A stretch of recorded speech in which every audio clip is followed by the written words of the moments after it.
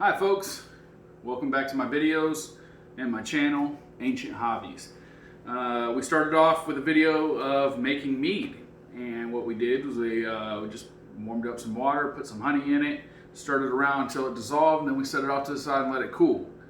Alright, so we let it cool, and I poured the first batch into my carboy, and what you see here is a specific gravity meter. Alright. So all I do is just gently put it in here until it floats. Once the specific gravity meter is still, it should tell me exactly what the specific gravity is, which is around 1.1. And if we go to our handy dandy conversion table here, 1.1 generates to about 13% alcohol. See? 13% alcohol is not a bad brew. So take this out.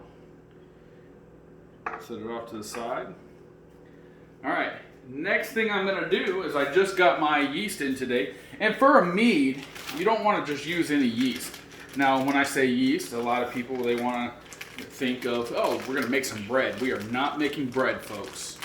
That's on a different video. So, see if I can bust open this.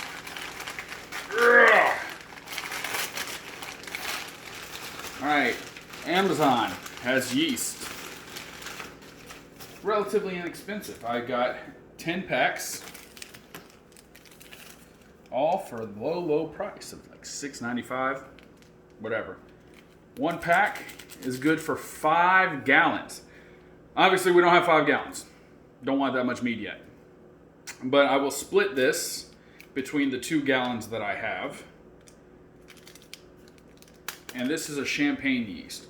Like I said, you don't want to use any old yeast. There's, bread yeast, there's cider yeast, there's a yeast for wine, and then there's champagne yeast. Champagne yeast will give us the highest alcohol content once it's done fermenting. This is an active dry yeast. All I gotta do is just pour it in and be good to go.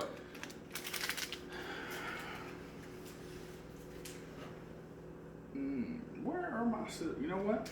I don't need scissors. I'm a redneck.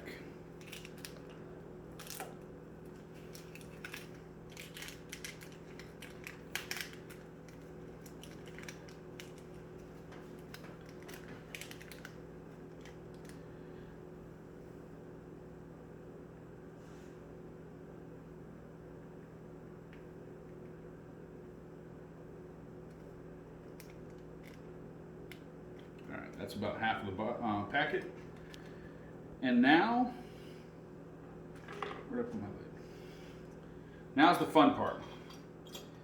This is where that step was called pitching the yeast. But we got to mix it up. And by mixing it up, we have a lot of shaking to do.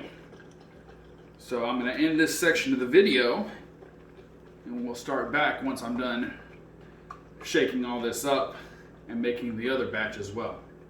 So stay tuned. All right, welcome back. So we pitched the yeast in both of these containers. I've tested the specific gravity in both of these containers, and I have them labeled on the back side over here. This one will give me the approximate alcohol by volume of 13%. This one, I had to add a little bit more water into it to get it up to the gallon. Will give me the ABV of 9.1%.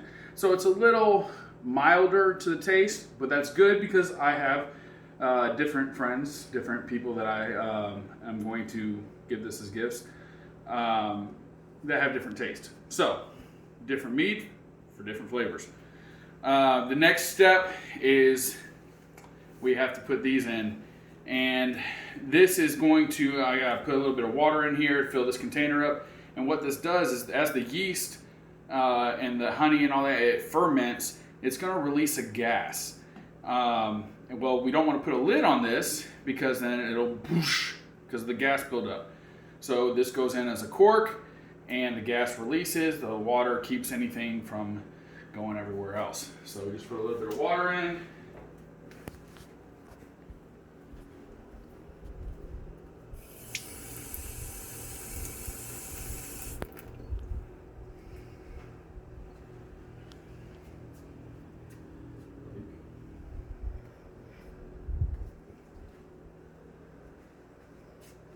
Put the cap back on.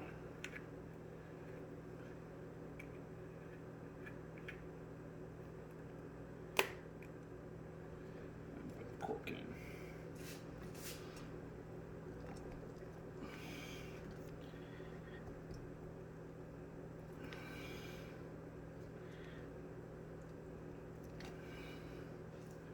And there you are, just like that. You see it's starting to like bubble up. Within the next couple hours, you'll really see it kick in.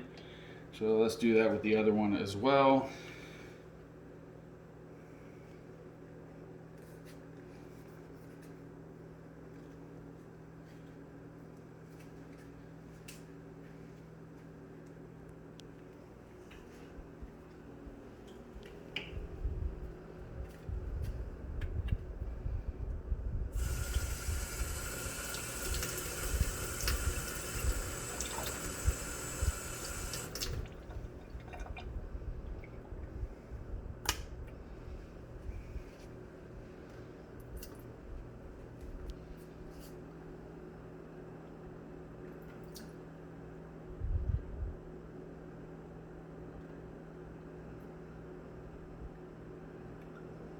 Maybe a little bit too much water.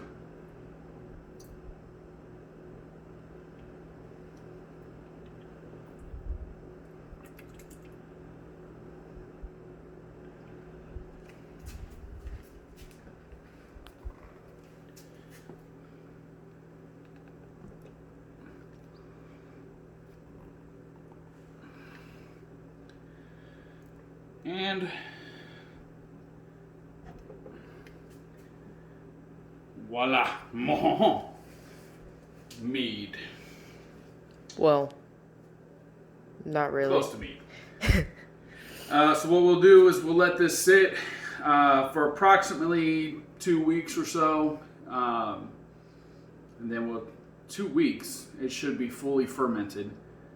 And then we'll just transfer containers with our auto siphon, and then we'll let it sit for the next month and a half or so until it's Christmas time.